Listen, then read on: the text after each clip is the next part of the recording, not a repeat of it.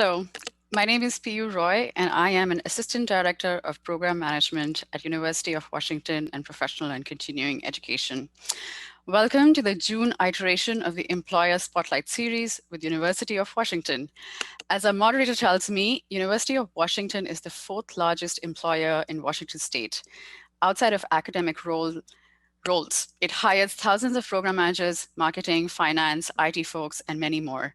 From the outside, it may look like a complex entity of many parts, so we are here to demystify it for you. Some housekeeping rules. I'm sure you've been here before. Panel will last for 40 minutes, and there is a 20 minutes Q&A. Please ask your questions in the question and answer box, which you can find at the bottom. Before you ask a question, scroll through to make sure your question hasn't already been asked. If it has, like a question, so it kind of bubbles up the more important questions, and that's the order we will go into. So without further ado, I would like to introduce our moderator, Tara Kerr, who is an Assistant Director of Talent Acquisition at Central Campus. Hi, Tara. Hi, how are you? I'm good. How are you doing? Good. Thank you. Thank you for allowing us to have an opportunity to come chat. So I'll jump right in. Excited to be able to introduce our panelists, and we will go one by one to allow each one of them to do an introduction, but I'll do a brief one for myself. Tara Kerr, and I am the Assistant Director of Talent Acquisition within University Advancement, which is a department of University of Washington. Been in that role a little bit over a year and a half, 3 years total within the university. So that is my introduction. I will open it next to Mariah Moody and have Mariah join us now and do a brief introduction. Hey, Mariah. Hi, thanks, Tara. Thanks for having me here. My name's Mariah Moody, and I'm the Director of Finance and Operations for University Marketing and Communications, which is under the umbrella of Advancement, where Tara is from, so I work really closely with her.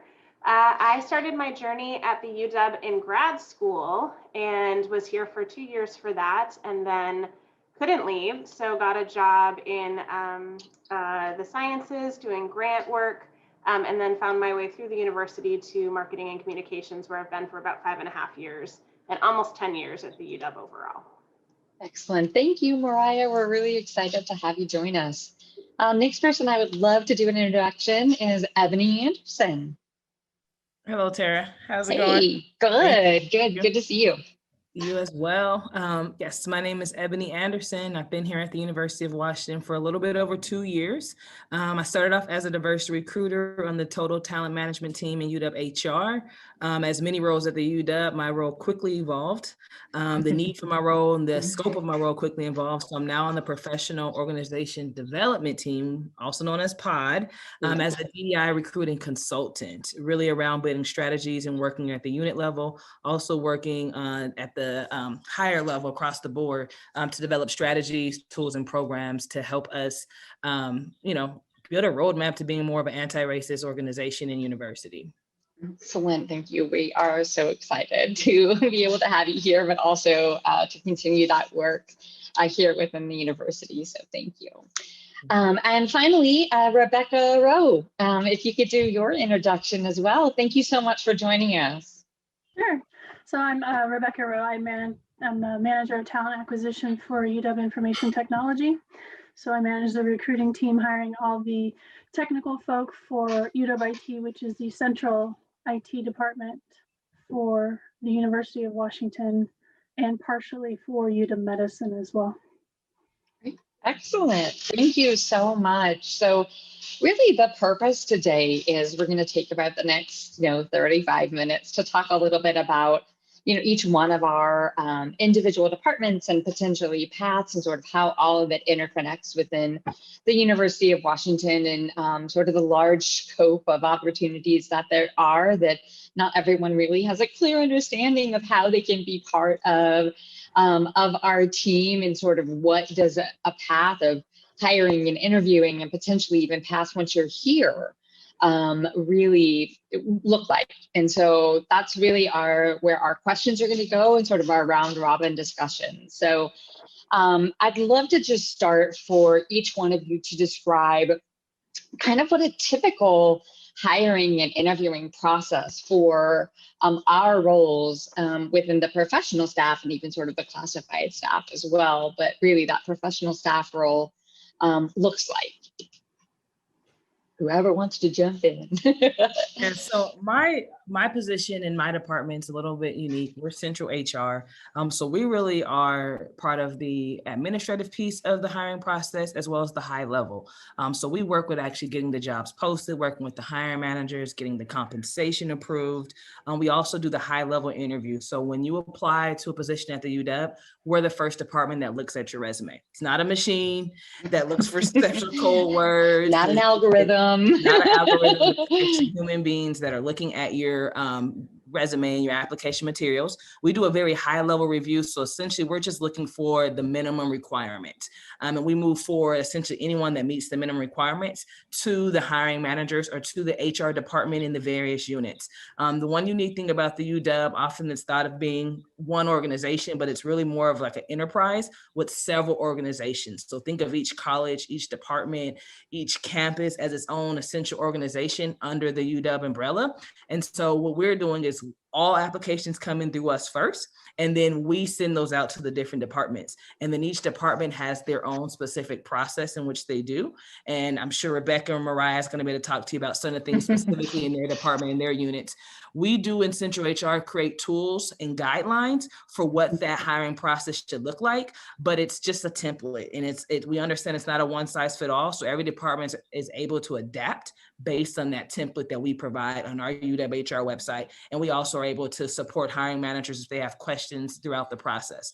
A lot of the work that I specifically do as a DI recruiting consultant is working with hiring managers to ensure our processes are more equitable and more inclusive, to increase and make way for more diversity.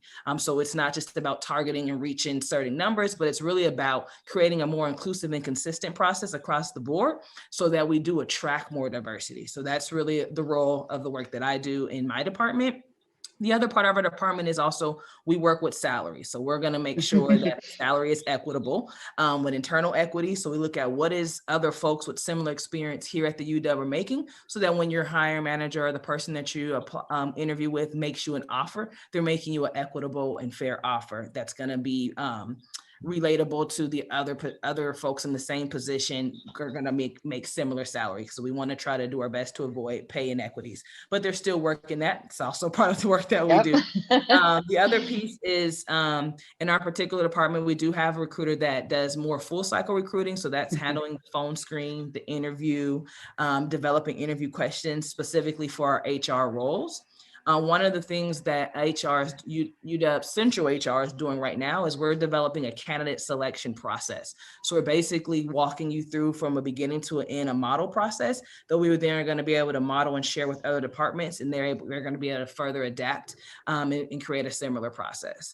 So our role is very unique in the sense of we touch every single position, regardless of where you're located, regardless of what campus, but we are not fully involved throughout the process. We're kind of like coaches throughout the process for the hiring managers who are actually facilitating their own initial screenings, whether that's through phone screen or interview. And I'll let the other panelists talk about the specifics of what that process looks like once it leaves our department. That's great, Ebony. Thank you so much. I think that is really a great distinction to make. And then I'll really quickly turn it over to Mariah and Rebecca to describe that. But it is such an invaluable piece for us to be able in those departments to be able to have that role, to be able to use that to go and be sort of those first set of eyes for us to know that those candidates meet the minimum qualifications that we're looking for. And it really helps sort of take a little bit of that off. So thank you for being able to sort of separate that out for us. So Mariah or Rebecca, please. I'm happy to talk a little bit about our process. And actually, I've hired people in both my current role with marketing and communications, and then at my previous place at the Simpson Center for Humanities. And these are two really different types of departments. So I can speak a little bit to both of them. That'd be great. Yeah, thank you. So marketing and communications within advancement, we call ourselves UMAC in case I slip and say that.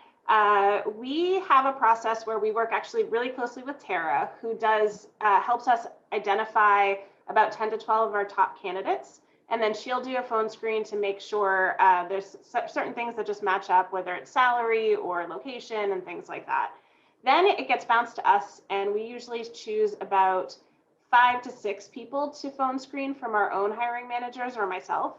And then from there, we pick a smaller group and we bring in a couple panels of our bigger team to meet with them and then hopefully extend an offer. So it isn't a quick process, but it is one that we think that we're letting the employees have an opportunity to meet us, as well as really understand the university, and for us to get a chance to get to know them and see that, make sure that they line up with what we're looking for and we line up with what they're looking for as well.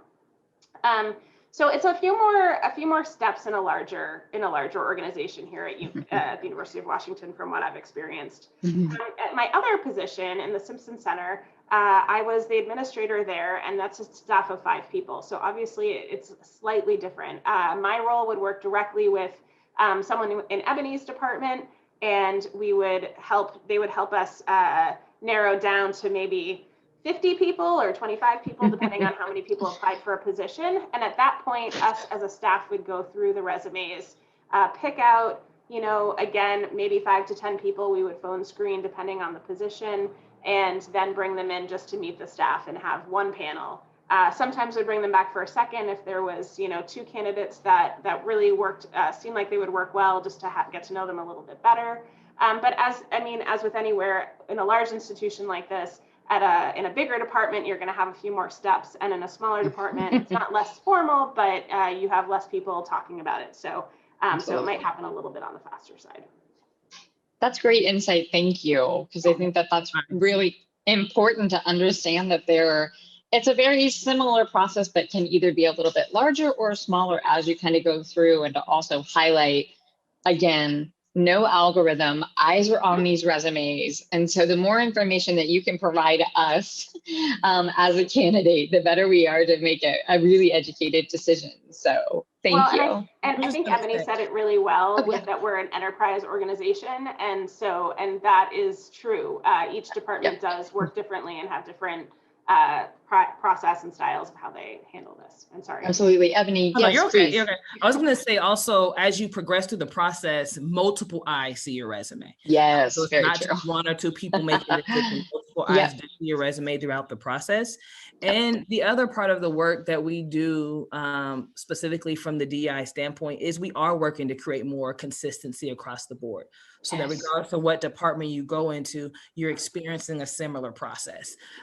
Still understanding the uniqueness of that department, but trying to be as consistent across the board as possible. So that's some of the work that we're doing. That's one of our values, is really around innovation and collaboration. So we are always trying to progress in that area.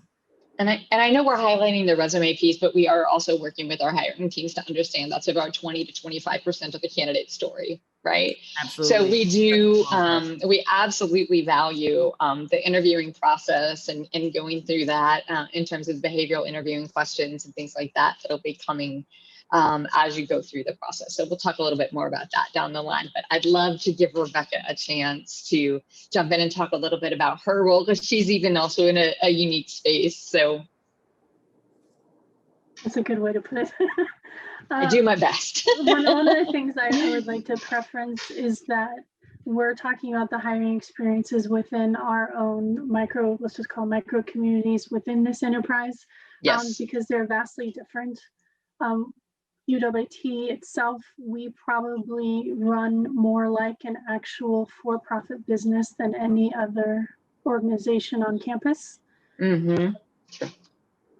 So to kind of put it in perspective, we're also, I think, the 3rd largest department on campus. So our volume is significant compared to other groups, especially when it comes to professional staff positions. So obviously about 90% of all of our hiring is all extremely technical individuals. Within that, our process is we do phone screens that go from the phone screen, which is interviewing for culture, fit, and just a really light dive into technical experience and salary expectations. From there, it goes to the hiring manager / interview panel. Interviews now in the world of COVID are obviously all Zoom.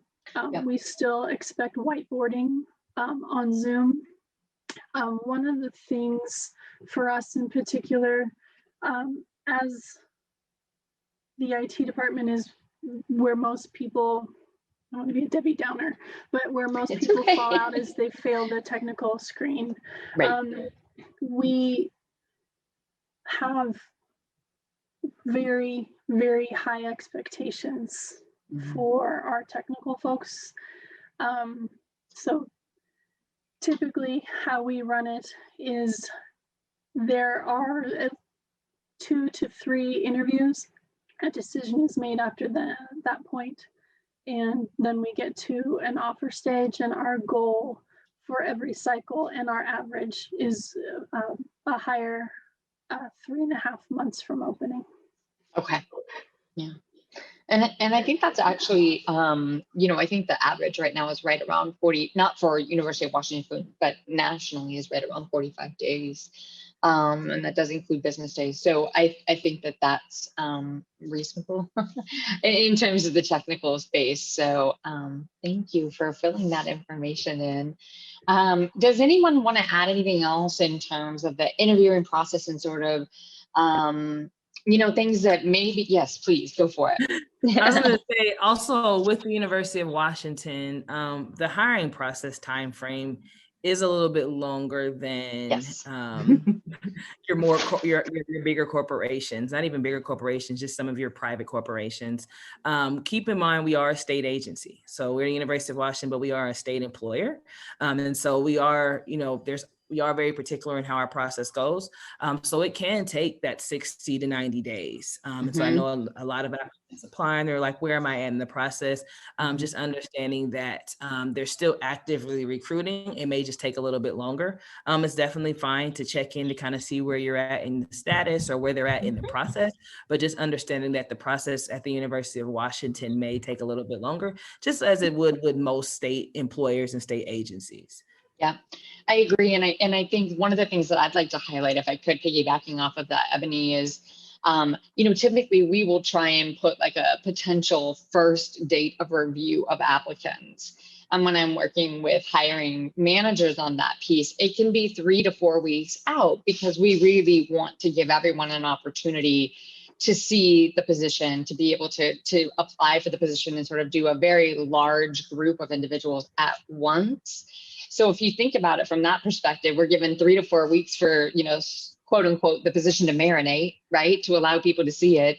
That immediately gives you your 30-day window right there that we haven't even really, been able to touch or talk and do phone screens with any individual. So just to give a little bit more, sort of back end information on how some of the hiring process can work. So wanted to highlight that as well, since you brought that up. So the other piece I would like to bring up that comes up in every job fair I've ever attended is that people don't realize, specifically within UW, is you only ever have one resume ever facing. Right.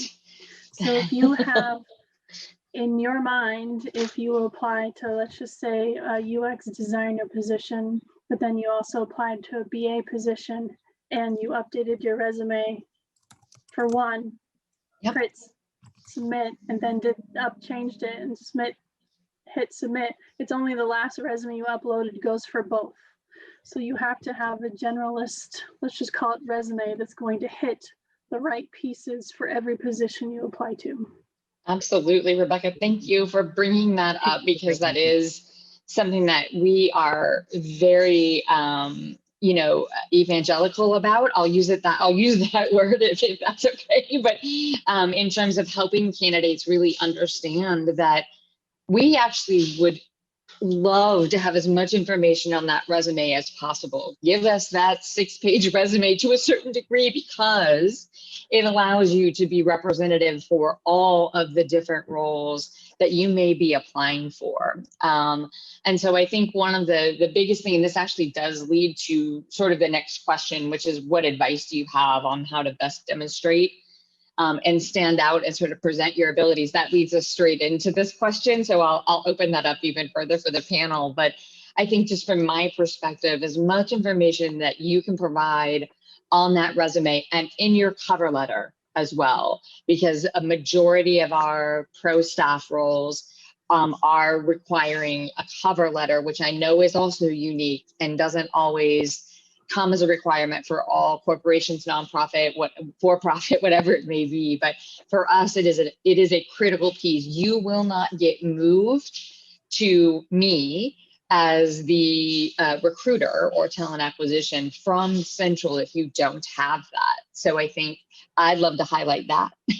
And that's actually a place where you can really identify and talk more about your interest in the role, in that specific role.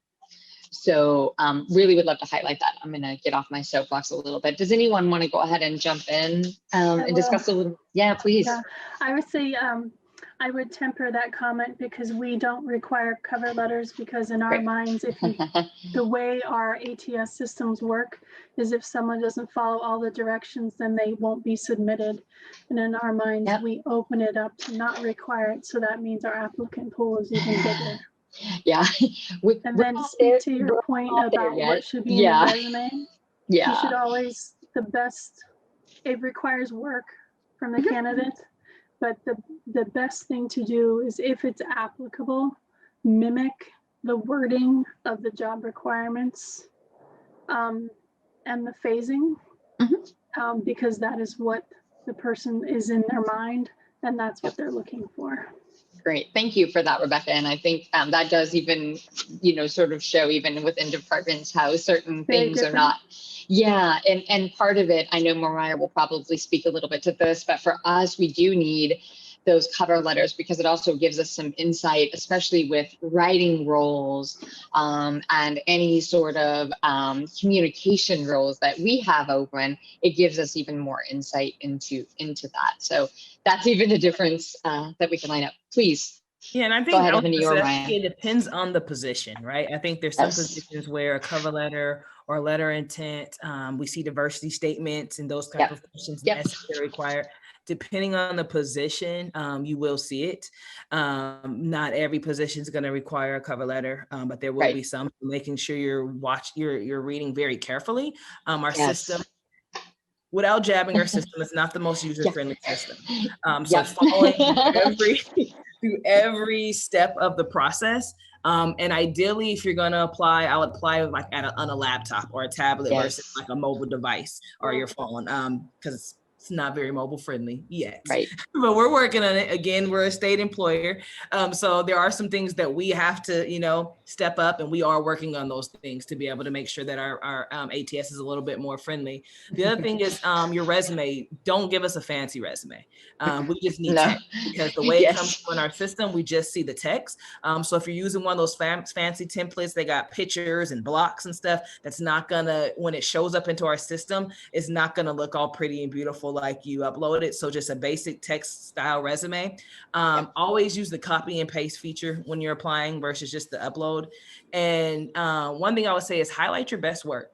So definitely, whether there's a cover letter required or not, make sure you do your summary statement or your profile statement that really highlights who you are, what you're bringing to the table. And because you get that kind of one stop all resume, you could just say you're looking for a job in University of Washington. You don't have to be so specific in that particular role. On average, most people who apply at the UW apply to 3 to 4 jobs. So that means that's one resume for those 3 to 4 jobs. So be very strategic on what you want to highlight. And when we're looking at high level, we're looking at, do you have the skills to do this position? Do you meet the years of experience requirement? Do you meet the educational requirements or the equivalency requirements? So make sure that is highlighted where we don't have to go search for it. Make sure we're able to easily see you meet the years of experience that we need. And then also to Mariah's point, making sure that you're reflecting what you see in the actual job description as you describe what you have. So actually going into that job description and saying, I can do that, I have this experience, make sure that is reflected in your resume, because that's what we're going to be looking for at our level it's going to be a little bit more high level. So we're just going to be looking for those basics. But once it gets to Mariah, once it gets to Tara, once it gets to Rebecca, they're thoroughly looking at your application, because they have to determine, of these 50 or 100 applicants, how do we get down to our top 10, right? So you want to make sure that you're standing out in that way. So highlight your best work and make sure it's clear and visible. It doesn't have to be fancy. It just needs to be concise and easy to see, enough so that we know that you meet the requirements, and we want to invite you in for the next step so we can learn a little bit more. We know your resume is not enough to determine if you are the best fit for the position, but it's your foot in the door. Yeah. It's your foot to that interview or that next step. So you want to make sure you're highlighting that well. Absolutely. Mariah? Yeah, so I want to say, so opposite to Rebecca's point, actually, we really, what's really nice about this current system, especially in someone in Ebony's role, it's nice that someone else goes through it for us and looks at years of experience, looks at some of those basic checkboxes. We'll still look at that, but we know we don't have to depend on it because it's already been screened for us. And so being in communications and marketing, obviously writing is a really important piece for this, but also my work at the Simpson Center for Humanities, writing was a big deal there as well. And so we want to make sure that you know how to write, and cover letters can often help with that. But also for us, I think what we want to know is resumes are great. They give a lot of high level information about someone, but for us, a cover letter can tell your story. And it can also tell why you're interested in working at the University of Washington. We're a really mission-driven place, especially in marketing and communications, but I would say pretty much through the university, there is this overwhelming mission-driven attitude and culture here. And so I think what we want to see in your cover letter is not only your story of who you are, but why do you want to work here, and why is that important to you, and why is the work that we're doing? Show us that you've looked at our website. Show us that you're really taking an interest in working here, and you're not just applying for jobs everywhere. Of course you could be doing, but that doesn't mean you don't specifically want to work at UW, and we want to know why that is. So that's a really important one for us. And then also the other thing that Ebony's touched on a little bit, and Tara did a little as well, is one of our missions is inclusivity and being an anti-racist organization. So we do have a requirement for a diversity question as well, but that's not something you couldn't also touch upon in your cover letter. We require that question. We know everybody's on different places of their journey, but being open and committed to working in an inclusive and equitable team is really important to us. So I would say that that's a foundational piece for us as well, and something that I would think most organizations out there should want to hear from you about, but that's something that that I would also recommend in a cover letter. And one last thing. The UW system, as Ebony said, it's not super intuitive. So if you do have questions along the way, there are resources on that site to ask to make sure things were submitted. I would encourage everybody to be proactive about that and not just assume that it went through. The system will tell you if you're missing things, but by the time it gets to the recruiter or the hiring manager, they might not have the opportunity to go back in and reach out to you and say, hey, we didn't get all your stuff. So I would say that there's ways to check on that, and that you should be proactive in that way too, because again, it's not a super intuitive system, and it does take a little bit of extra to make sure that you're going to be considered. Yeah, absolutely. I'm sorry, go ahead. No, I was just going to say thank you, Mariah, for highlighting that last piece, because absolutely there's an entire help desk specifically for UW hires that is available for you as a candidate. And that's what they're there to do, is to answer those questions and to get you, to the right people, whether it be specifically people in the central HR team or even administrators on my piece that can work through that. So yes, thank you, Mariah, for highlighting that. Go ahead, Ebony. I was saying there's lots of tools on our website when you go to our career website that talks like how to build your resume, resume tips, gives you the contact information and who to contact if you have questions. And I will say this, so for like the positions that do require a cover letter or a diversity statement, because of the way our system's set up, it could be something you accidentally miss. It doesn't mean you're automatically out the position. You can always email and say, hey, I'm not sure if it went through, here's my cover letter. The other part is our recruiters, if we see your resume and you have some good qualifications that match the role, we'll still reach out to you and say, hey, we didn't get a cover letter. Can you resubmit your cover letter? I am a testament of that. When I applied for the position that I started here at the UW, I didn't submit a cover letter. And I had the recruiter reach out to me a few days later that said, hey, we didn't get your cover letter. So I was able to actually submit it to her. And I ultimately was able to go through the process and get hired.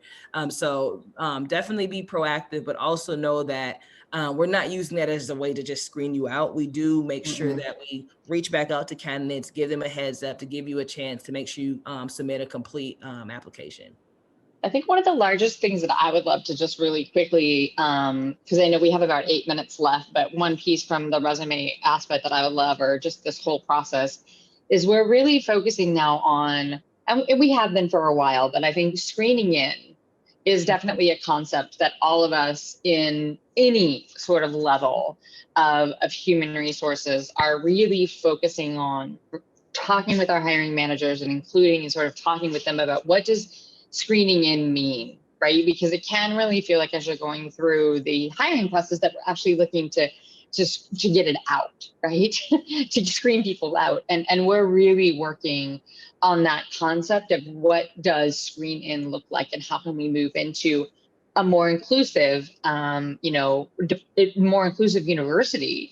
So I wanted to highlight that piece, but we do have about 7 minutes left. So I'll sort of start with the last question here, I think, which will be hopefully helpful for our audience to hear and understand. What are some of the job pathways here into UW for those with sort of like less technical experience or career changes or career returners that we think would be really important to highlight, but then also highlight what a pathway may look like as well for UW. I heard a couple of us, I know for a fact, a couple of us have made different transitions and changes within UW. Maybe we could talk a little bit about that as well. So anyone want to jump in about? Yeah, I guess I would say the unique thing about the university is I wouldn't say there's for most positions, there's not a clear career pathway. Like Right. You start off here and you move up this way.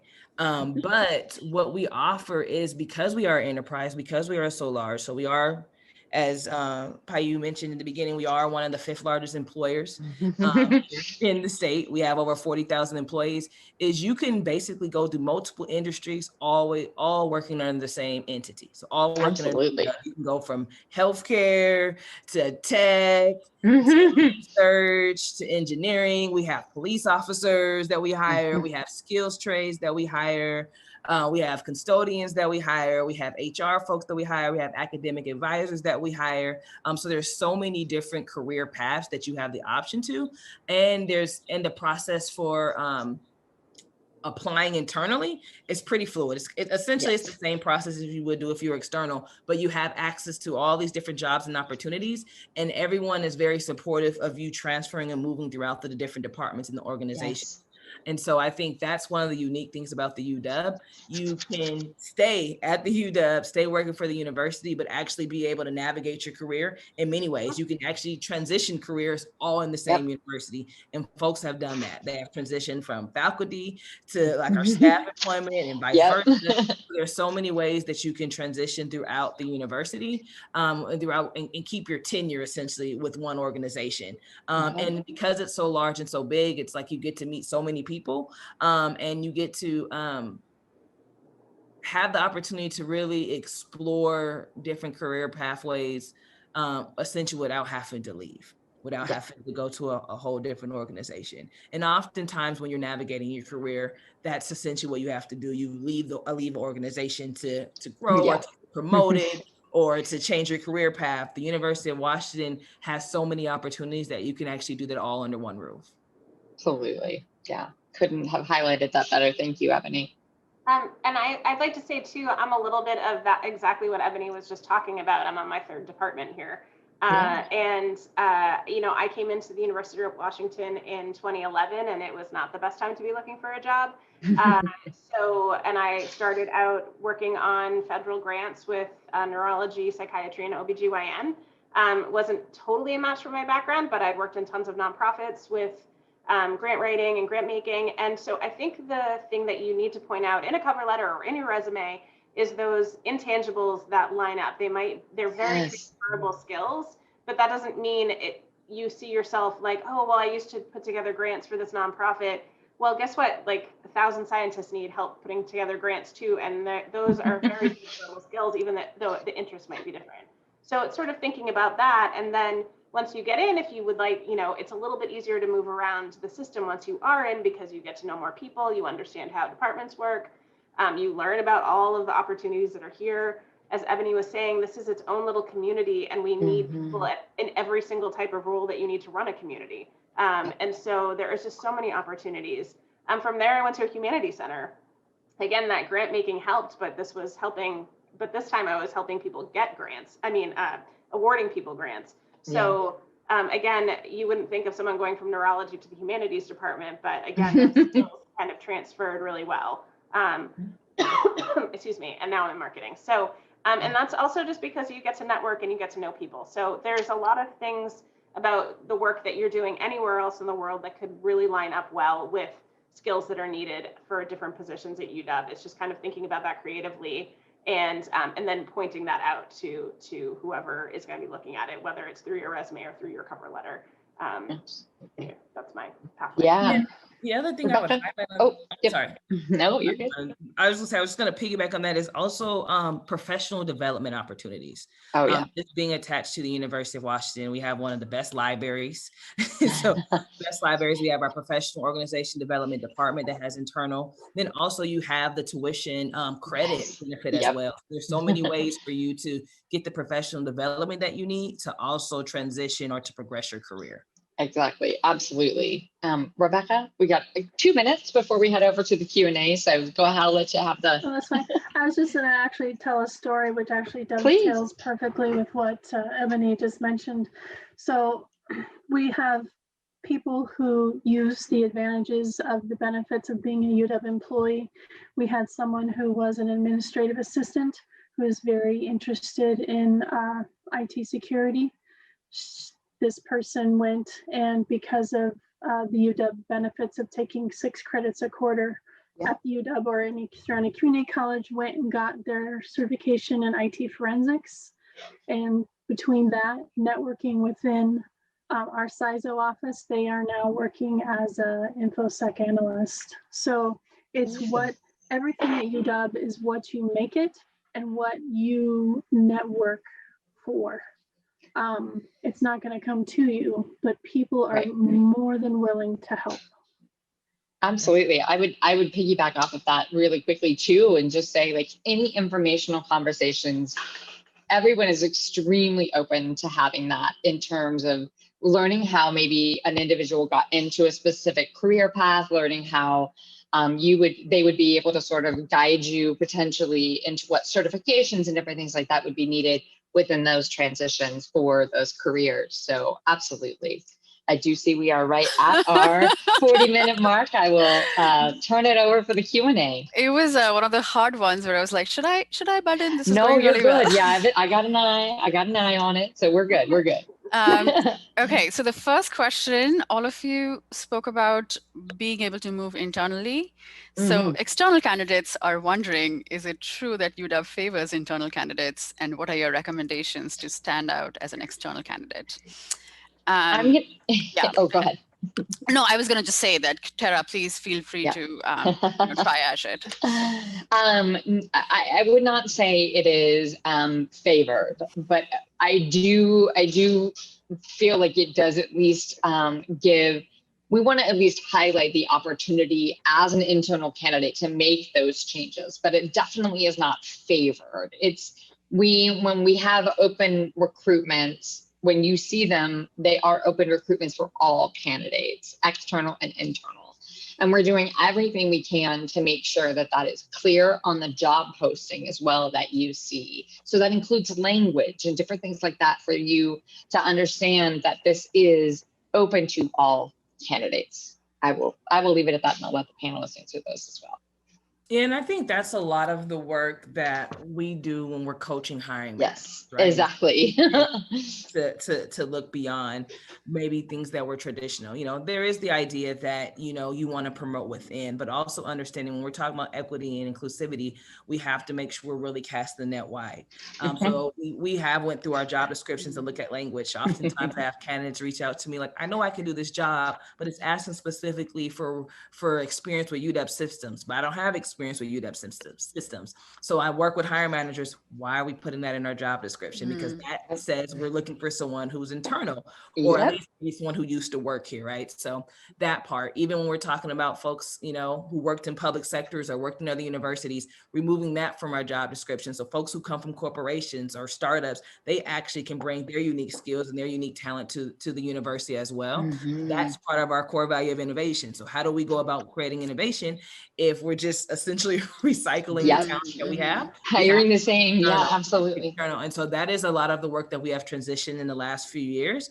And not just the last few years. It's been a long journey, but it's starting to progress with a higher level of urgency more recently in these last couple of years. So we're definitely improving in that area. So there's not this favoritism for internal candidates. Now, there are some specific things with classified positions.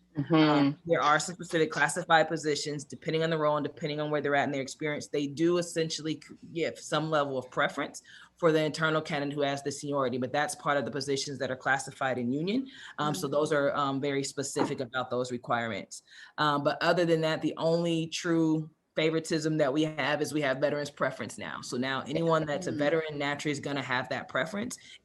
So essentially if there's a tie and you and another person are equally, qualified for this role, we can hire the veteran simply because they're a veteran. And that's a state law. And so that is the only true favoritism that we do have.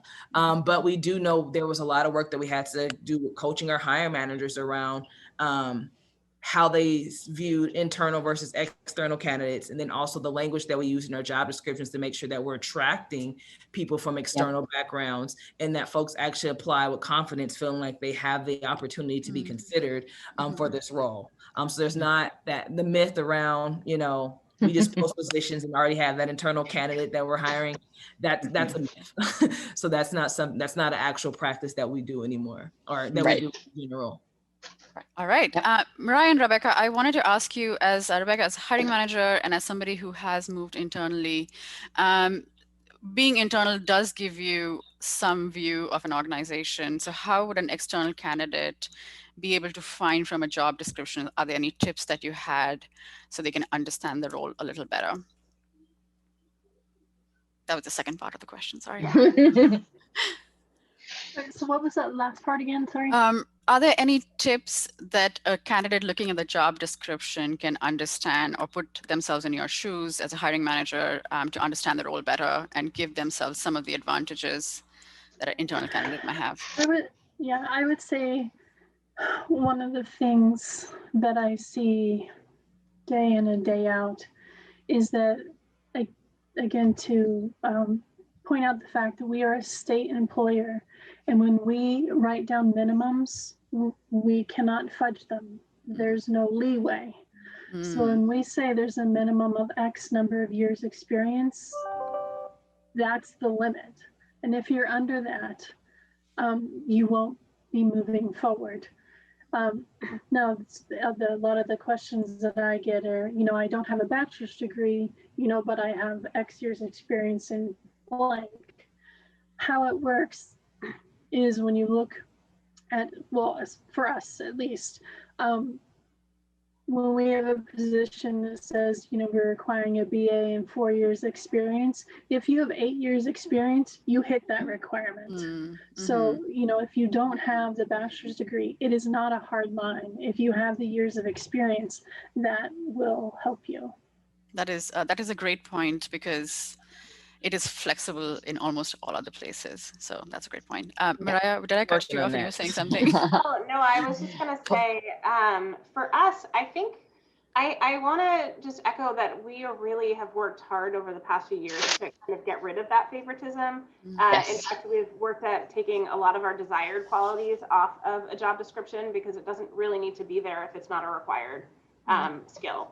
And so, and I think that really helps in the sense of saying like, yeah, it would be nice if we had someone who had a higher education experience, but really going through that with our hiring managers and saying, but like, do they really need that? And I think that's helped us have like a little bit of a culture shift when we're hiring, that that people are very valuable from outside of the UW. But I will say in something like marketing, we really embrace people coming in from the outside, because we're getting people with great expertise from agencies, from design firms, and from other places, and they really do bring in a nice breath of fresh air, if you will, on you know, different ideas and stuff. So we really do value people, and we are very open to people from outside. In fact, I've had a number of recruits lately where we've had internal candidates or people that have worked in our office before, and with other people. Yeah, it's true. Yep. And would have been a great match because we already knew they could do the job, but we found other people that we thought really their skills lined up with what we were looking for. So great answers. So this question, I'm surprised, was not the top question. Do you know any fully remote positions? And I will kind of extend it a little bit. I know we don't have clarity yet, but how are we looking at remote positions, flexibility in work? Where are the fully remote positions? Are they marked clearly? All of those things. I'll take a stab at this one for just a minute. And I will say that I do not foresee opportunities for fully remote positions being wide at all within the University of Washington. And here's why.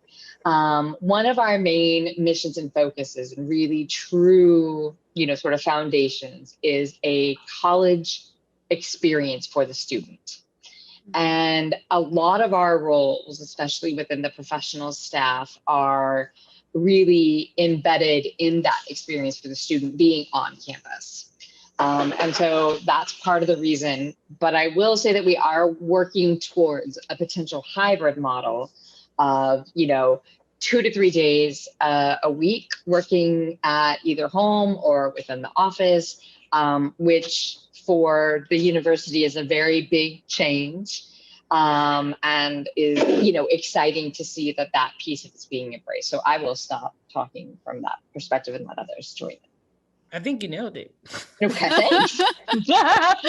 I saw a lot of nodding heads. Yay! Can you tell I've had to make that statement a few times? Little bit. Yeah, please.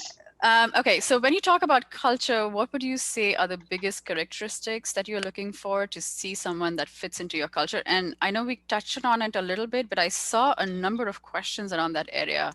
So maybe a little bit more, and maybe it's different in different departments. And so maybe we can talk about it a little bit more. I would say one of the big things is someone that's innovative and self-motivated. A lot of the positions that we hire, we're looking for someone that's going to be able to find success and be proactive with very little direction. That's going to be huge coming into the university, is being comfortable and confident and having the ability to work independently, but also work, you know, as a team and collaboratively. But that's a huge skill, and that's a big thing here at the University of Washington, is really someone that's going to be able to step in and do the work with very little guidance, and be willing to whatever they need to learn, whatever they need to figure out, being willing to use your resources and your tools to be able to grow and be successful and effective in your position. I would say I would echo that a little bit, especially because my experience at the Simpson Center, the Humanities Center, I went into that as the administrator. There's nobody else who knew how to do what I was doing, and there wasn't a huge community of people that you could go to and ask questions. There were certainly some places, but again, you had to be that proactive employee to go through and find what you needed resource-wise. On the marketing team, it's a little bit the opposite. So again, I think this just shows again how broad we are as an organization. But on the marketing team, we're highly collaborative. We have a lot of stakeholders, a lot of people have opinions. And so there has to be that flexibility and being able to take criticism well. There has to be the ability to collaborate, but also while working independently, because you're going to probably have to create things on your own, but then work together as a group to get it pushed out. whether it's on the web or an ad or whatever that is. And I think these are fairly common traits amongst marketers. It's not, I don't think that this is anything unique to the University of Washington exactly. But again, I think that just bounces off again that we're this big institution and different areas are going to require a different cultural fit. And I think that there is, we do have many communities of that. And I just use the word fit. And I just want to say, because I saw a couple questions in there, I still say it a bit, but it is not my favorite word. I think what we want to look at are where do your skills line up with the skills that we're looking for? Are you a team player when we need a team player? Are you an individual contributor if we need an individual contributor? So I want to say that I'm trying to move away from the word fit, but really try to match up the skill set with the skill set that's needed. And that can be both tangible and intangible skills. So, you know, your soft people skills, but also your hard technical skills. So I'll leave it there. Quite a bit about competencies, right? Like that's really, when we talk about skill set, you'll hear us also, you know, talk about competencies, and that may even, you know, be how panelists in an interview set up how they are going to ask you questions. We're going to have competency-based behavioral interview questions, or however they may set it up. And us focusing on the competencies really helps take away any, you know, potential bias. Of course, we're human, everyone, and so there is ultimately bias, and so there are ongoing discussions and ongoing trainings and different things like that as well. In terms of that. So I wanted to piggyback off of the fit conversation. Yeah, and I just want to make one other point, because I said this earlier, but I can't drive it home enough. We're a very mission-driven place, Yes. and you'll find that theme through most of our departments here. And so as far as cultural fit, it has to be someone who's willing to come in, embrace the University of Washington and love this place and see the innovation and the amazing things that happen here and want to take your job and run with it in however that way is. So I would say that's a big piece of the culture too. All right, thank you. Okay, so this is a question, a little specific, so I'm going to make it a little general. With a temporary position, what happens at the end of a year? And I know that there are some tenure for temp positions and stuff like that. Is there a guarantee of still having a position, but possibly being reallocated to another area? So basically, what is the transition between temp, permanent? Is there a tenure? Can we talk a little bit about that? Depends on the type of position, because there are lots. Okay. Yeah, and everything will be listed in the conditions of the employment as to what the expectations are. And then once you're in a position, a lot of the times the reason why temp positions exist is, one, there's a short-term project that needs to be addressed. Two, they have a project that doesn't necessitate a full FTE, where it's only 12 months of funding, 24 months of funding. So that's why temp itself in a bigger picture exists. That's not to say that, again, if you're in a temp position while you're in it, it's in your best interest to start networking with as many people as possible to let them know what you're doing and what you can do, so that you have something set up by the time you go. All right. Yeah, absolutely. I second all of that. I think the biggest thing is to just understand it gets you a foot in the door, but there's not a guarantee of that position becoming a permanent position, or you wouldn't automatically be reallocated to another department. You would have the opportunity to apply for other positions, especially if it's a department that really recognizes and values your work, but they're really not in a position to hire full-time because of like Rebecca said, limited funding, short-term project. They can help you when you're applying for other positions. They can be references and things like that. But we do like to be very clear with our temp positions. They don't guarantee you a position. But with that said, there's so many people so many employees here at the UW that came in as temps. So there is a high possibility that you would be able to find a different job or be hired permanently into that position. We just are not able to provide a guarantee on that. Thank you. The smartest way to approach that is, if you can do it, get into a temp position and be very open and talkative about the ROI that you're bringing in that temp position to encourage your manager to then encourage further down the line how beneficial to everyone it would be if this was a permanent position. All right, thank you. Short question, do you sponsor Visa? I don't know the answer to that question. I'm sorry. Yeah, Ebony or Tara? We don't say no, but it's some very Right. specifics. It's a case by case basis thing, and it's very specific of what we can do. Mhm. So we don't say blatantly no, but it's very limited to what we can do. Yeah. It's And I definitely will much say more of the for student UW visas. IT, it's no. I think it's no in our department as well. Mhm.